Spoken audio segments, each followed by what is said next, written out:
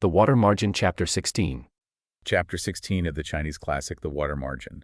And it's great because we're tracking two stories at once, both on a collision course. On one side, you have this secret meeting, this planning session with our 7 heroes, and on the other, you have the convoy. And its departure is just tragically flawed from the very start. And the target is, it's staggering. It's 100,000 strings of cash worth of gold, jewels, you name it. All meant to be a birthday bribe for the Grand Tutor, Kai Jing. Incredibly powerful and incredibly corrupt. Let's start with the rebels. We're at the estate of Chao Gai. Right. He's the host, the protector, a local leader known for being generous and, standing up for the little guy. And he's already talking with Gongsun Sheng, the dragon in the clouds.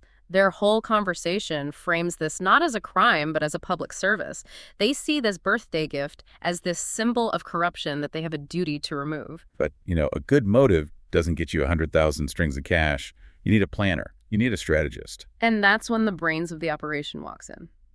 Wu Young, the resourceful star. His entrance is so dramatic. It's incredible. He doesn't knock, he just bursts in, grabs Gongsun Sheng and says something like, "You two are bold. I already know everything you were just talking about." And that one moment, his secret knowledge of their secret plan, it immediately tells you everything you need to know about him. He is indispensable. So this is where the team really comes together, the 7 of them. Right. You have Chao Gai, the protector, Wu Young, the strategist, Gongsun Sheng, he's kind of the mystic, the intel guy. Then you've got Liu Tang, who brings the raw energy. And the 3 Ruan brothers, Ruan Zhao Er, Ruan Zhao Wu, and Ruan Zhao Qi.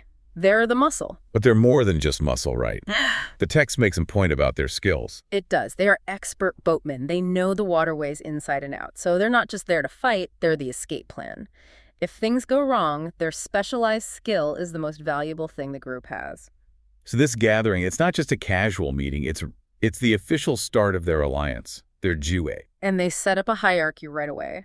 They all insist Chao Gai sits in the seat of honor, then Wu Young. The command structure is cemented from minute 1. And then it gets almost mythical. Chao Gai tells them about a dream he had. Yes, a dream where the Big Dipper, the Beidou Kixing, the 7 stars, it just falls from the sky and lands on his roof. Okay, but is this real? Is this a genuine divine sign, or is this just brilliant PR? Are they using a heavenly mandate to get a group of, let's be honest, mercenaries on the same page? And that is the beautiful tension of the whole novel. Wu Young, the intellectual, he knows they need a powerful story. He immediately interprets the dream. He says, look around the room. There are 7 of them. Exactly. 7 men, 7 stars. He basically says, this isn't a coincidence. Heaven has sent us a sign. This corresponds exactly to us. That's brilliant psychology. He's making the mission feel fated, predestined. He makes the target seem both incredibly important and easy to take because Heaven already signed off on it. They're not just stealing anymore. They're fulfilling destiny. So with the team united under this celestial banner, how does Wu Young actually plan the heist? How do you bring a divine plan down to a place called Yellow Mud Ridge? Well, the planning is meticulous. First, Gongsun Sheng, the intel guy, he confirms the route. The convoy has to take the main road, and that road goes right over Yellow Mud Ridge. The perfect choke point. The perfect choke point. And Wu Young, the tactician, he already knows who they need on the ground there. A local guy named Bai Sheng, the daylight rat. And where does he live? In a place called An Village, just a few miles east of the ridge. The perfect staging area. And Wu Young even connects him to the dream, right? Of course he does. He suggests the white light, the Bai Guang in Chao Gai's dream, might actually be a pun pointing to the white rat. It's all part of the narrative. Every piece fits. Every piece is part of this grand, divinely ordered puzzle, so Bai Sheng's house becomes their base of operations. And this is where you see Wu Young's real genius. He says he already has a trap ready, a Quantao, but he's flexible. Completely. He says he'll decide what to do when he sees the convoy. Whether to use strength or wisdom. Li ziliku, zizitikuku. He'd rather outsmart them than fight them. Absolutely. He wants the goal, not a battle. The outcome is all that matters. So he lays out this whole detailed plan for Chao Gai. And Chao Gai he's blown away. The text says he literally jumps up and shouts, "Good, brilliant plan. You're better than Zhu Jling." But then, and this is such a key moment, Wu Young immediately shuts him down. That's a great point. Why let him get that excited in the first place? Was he testing him? It's possible. Or maybe Chao Gai's reaction was just that explosive. Either way, Wu Young's response is pure operational security. OPSEC. He just stops him cold. Walls have ears, windows have people. Exactly. The secret cannot get out. This is a professional risk. And he drives the point home by giving the Ruan brothers their instructions, their pay 30 ounces of silver, and telling them to leave immediately. Wow, so the full plan. It stays locked down with just the top 4 guys until the very last minute. The mission comes first. Total secrecy. So while the rebels are being unified, secretive, and divinely sanctioned, the guy protecting the gold is fighting a completely different war. A war against his own side. He's dealing with bureaucracy, incompetence, internal politics. Let's meet him. Yang Zi, the blue-faced beast. Yang Ji is hired by Prefect Liang specifically because last year's delivery was a failure, so the pressure is on from day one. Liang promises him a huge promotion if he can just get this gift to the capital. And Prefect Ling's initial plan is, I mean, it's a joke, right? It's a disaster waiting to happen. He wants 10 big, obvious carts guarded by 10 soldiers with giant yellow flags on each one, basically announcing, here is the birthday gift. You couldn't make it a more inviting target. It's a suicide mission. And Yang Yi, the professional, he sees it instantly and says no. His counterplan is brilliant. What does he suggest? Covert, no carts, disguise the goods as general merchandise, have 10 strong soldiers dress up like common porters to carry it. He and one other guy will pretend to be merchants just traveling quietly. And his argument is so smart. He says, look, you could give me 500 soldiers and they'll just run when trouble starts. What you need is speed, disguise, and absolute discipline. He knows the real threat isn't just external, it's internal collapse. So Prefect Liang agrees, which is smart. But then he makes the one mistake that dooms the entire thing. The catastrophic management error. At the very last minute, he adds 3 people to the convoy, Steward G and 2 other officials. And Steward G. This is the fatal flaw. We need to unpack this. Yeah. He isn't just some guy. No, he is, and the text is very clear, the mistress's man. He works for Prefect Liang's wife, who is the daughter of Kaijing, the grand tutor. The guy the gift is for. The guy the gift is for. So Steward G is politically untouchable. He's family. It's classic organizational failure. The mission's security is now compromised by an internal political rival who outranks the operational commander. And Yang Ji knows it. He's frantic. He pleads with Liang. He says this will ruin everything. How can he enforce discipline on a man who represents the boss's family? And this is such a critical question for any high-stakes operation, right? Yeah. How do you run a tight ship when you have political passengers who have zero accountability? 0. Yang Zi knows that Steward Chi thinks this is a vacation, not a high-risk trek. But Liang is more worried about keeping his wife happy than about the mission's success. But what's his solution? This terrible compromise. It's the worst. He forces the 3 new guys to promise they'll obey Yang Zi's travel schedule. But then he makes Yang Ji sign a written affidavit. Oh, no. A legal document promising to accept severe punishment, gandeng zangzui, if anything goes wrong. So he gets all of the responsibility, but none of the real authority. He has to sign it. He has no choice. And that piece of paper just hangs over him for the whole journey. He knows he can't fail, but he also knows that success is now almost impossible because of the people he's stuck with. So he starts this impossible journey. The convoy is now 11 bundles of goods because, of course, Steward Chi had to add one of his own. Probably full of his personal comforts. And 15 people in total, all in disguise. Soldiers dressed as porters, the stewards as a merchant, and Yang Zi looking tough, carrying his huge saber, his pudao. And they have a hard deadline. They have to get to the capital by the 15th of the 6th month, about 6 weeks. The pace has to be relentless. On top of all that, the source really, really leans into the weather. Oh, it's brutal. It's the middle of the 5th month, and the heat is described as Nangsing, cruelly hot, difficult to travel. So you're marching in blistering heat, carrying a fortune, surrounded by people you can't trust. And the author even throws in a poem here to highlight the injustice of it all. The poem contrasts the rich nobles sitting in the shade, enjoying chilled fruit and ice, still complaining about the heat. While Yang Zi's men are out there suffering on the red dust road, the Hunshan Dao. All for what?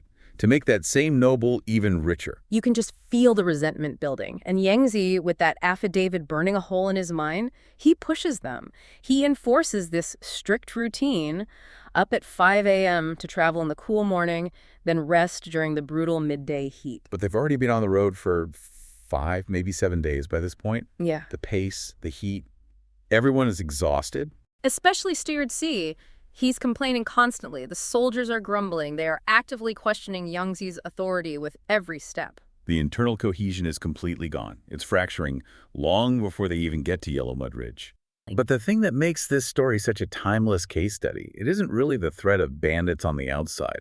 Though don't worry, they do show up. Oh, they do. It's the catastrophic management failure that happens inside the group. We're literally watching a hierarchy from the military officer all the way down to the soldiers just implode. Okay, starting with the man in charge of security, Yang Zi. He's the escort leader, the Tixia. Right. They've already passed the easier parts of the road, but now they're deep in this rugged, mountainous country. And this is where his decision-making just immediately goes off the rails. It does. He changes the marching schedule. And that's everything. It is. And this is where, the cultural context of time is so crucial. In high summer, everyone knew you travel in the cool pre-dawn hours. It was common sense. But Yang Zi does the opposite. He forces them to start late during Chen Shi. That's roughly 7 to 9 a.m. And then stop late during Shen Shi, which is 3 to 5 p.m. So just to be clear, by forcing them to travel during those hours, what percentage of the absolute hottest part of the day are they exposed to? Why was that so reckless? Well, they're essentially marching through the peak heat. He's maximizing their exposure to midday temperatures. And you have to remember, these are 11 soldiers carrying incredibly heavy loads. The text is specific about that, isn't it? They have no lighter burdens. None. And they're struggling up these steep, difficult paths. The source describes them as being drenched in rain and sweat flowing. It's not just sweating. It's like they've been caught in a downpour. They're in a state of rapid physical collapse. And so when they naturally try to get some relief, we're talking a few minutes of rest in a patch of shade, a grove. His response is immediate. And frankly, it's just managerial cruelty. Extreme discipline. Exactly. At the one moment when flexibility was what was needed. If anyone stops, they get a light cursing. Or, more often, a severe beating with a heavy rattan cane. He's actually hitting them. Oh, yes. Right. And he even goes after the 2 junior officers, the Yuhu, who are only carrying small packages. He accuses them of being weak, of dragging the whole mission down. Okay, but I see his strategic rationale, sort of. He argues this part of the mountain is awkward, dangerous territory. He insists the risk is all his. Right. The responsibility is mine, he says. And that they have to travel in daylight for visibility, to see threats. And that is the paradox we're seeing here. Yang Zi's strategic goal, avoiding surprise attacks, is completely undermined by his tactical execution. Which is alienating his entire security force. Completely. If you need your men rested and alert to fight bandits, beating them into heat exhaustion is the single most counterproductive thing you can do. He's destroying the very assets he needs to protect the cargo. And the crew. They see right through it. They aren't arguing about the danger, are they? They're arguing about fairness. Exactly. They point out they used to travel in the cool hours.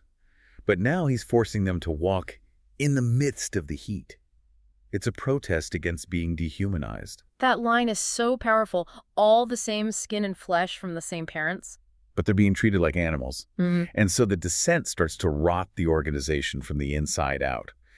The junior officers start whispering, plotting to appeal to the old steward, the Lao Duguan. And this shows a crucial failure, right? The chain of command is already broken. They're going over Yang Zi's head. They're already undermining him by calling him a banished soldier who's making himself a big shot. That's it. That insult, a banished soldier, it suggests he already had a strike against him politically. How much did that kind of status hierarchy matter compared to, actual military command? Oh, it mattered tremendously.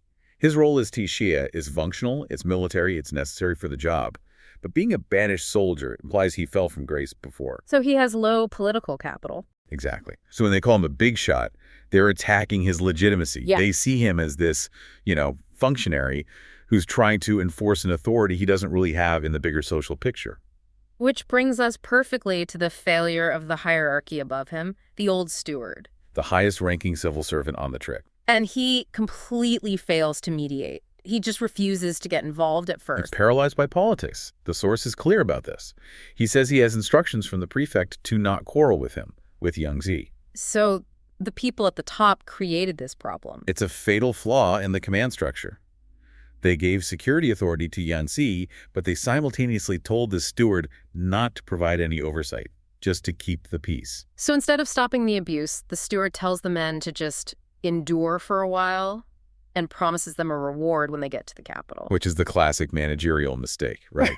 Offering some vague future compensation for an immediate crisis. And it does nothing. Absolutely nothing. And the source really highlights the pacing here. This goes on for 14 or 15 days. 2 weeks. 2 weeks of constant harassment. Think about the cumulative toll. Heat stroke, beatings, dehydration, total exhaustion. The men are physically and mentally broken. And by the end, it says every single person under his command, all 14 of them, resents him.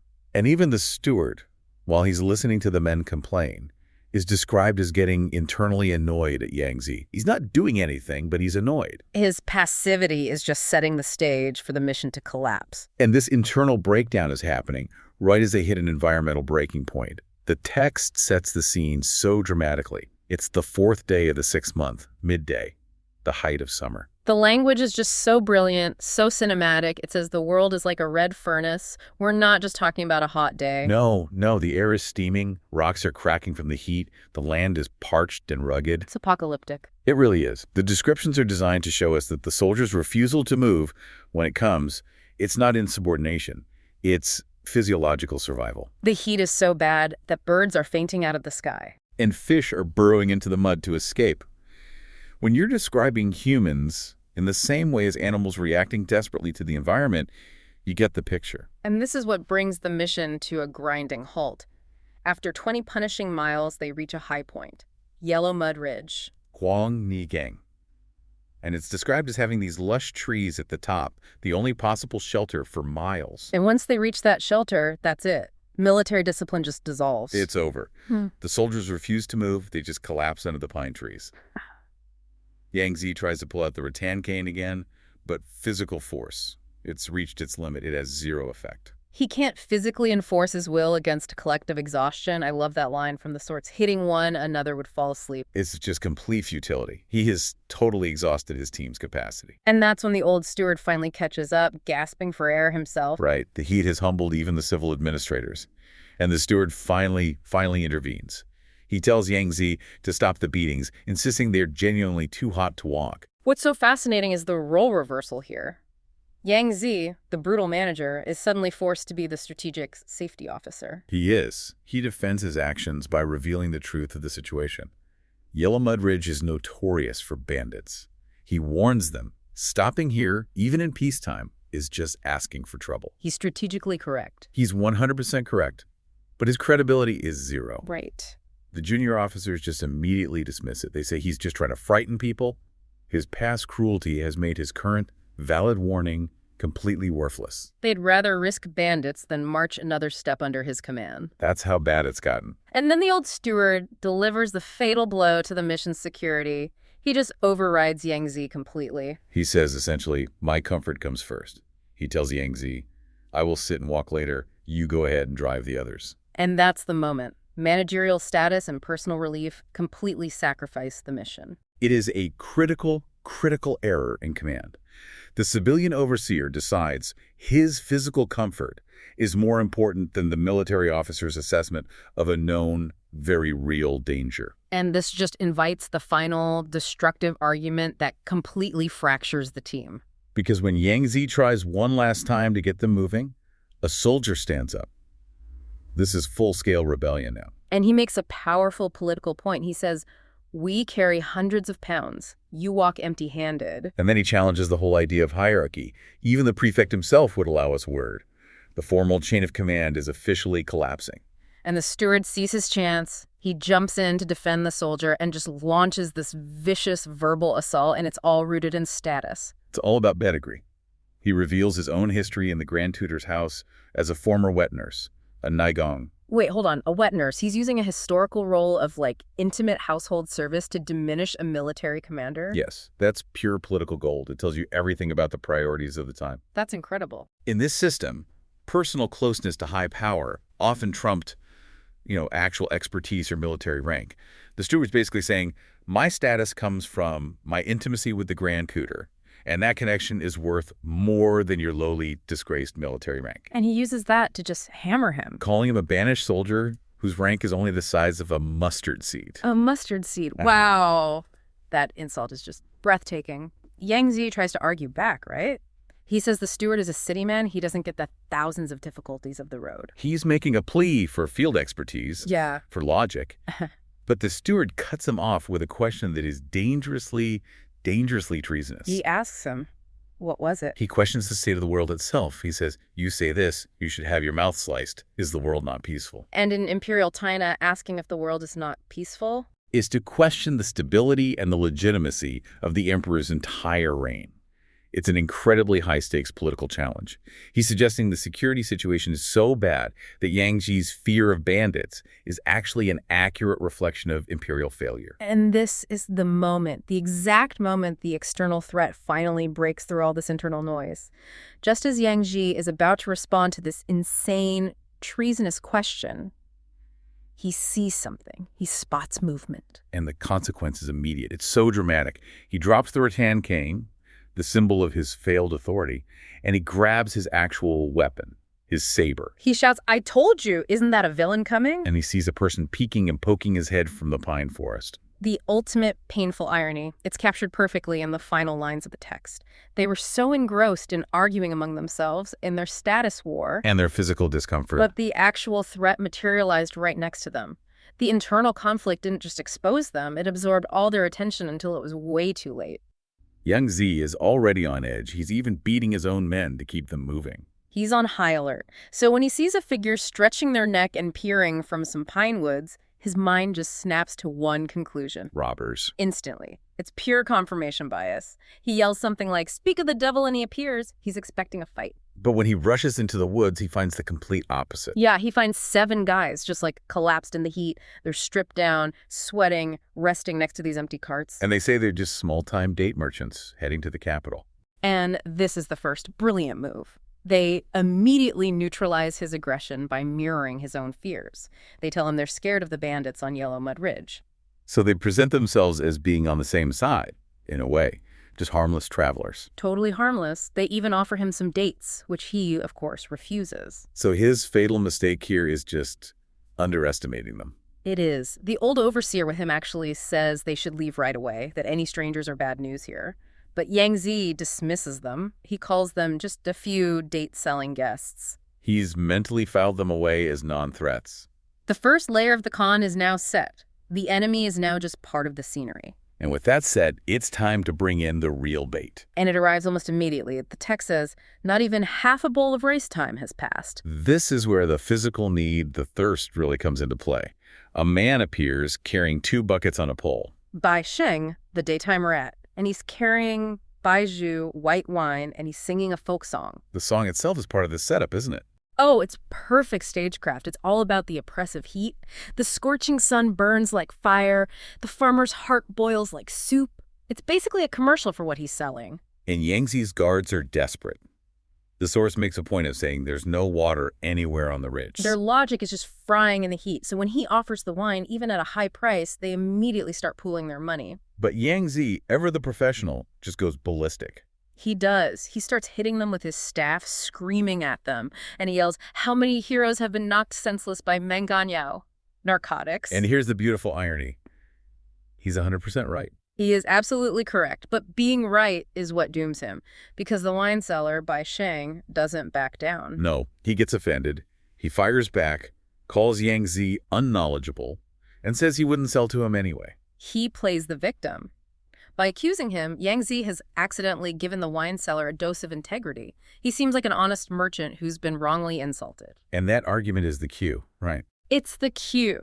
The 7 date merchants wander out of the woods pretending to see what all the fuss is about. They come in as the peacemakers. Exactly. They sort of take the guard's side, telling the wine seller he's being too sensitive. So now we have all the players on stage for the final act. Yes.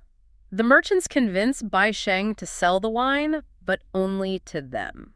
And when Bai Sheng says he doesn't have any ladles, the merchants just happen to have their own. Of course they do. Coconut ladles, and they even have some dates to eat with the wine. It's all very casual.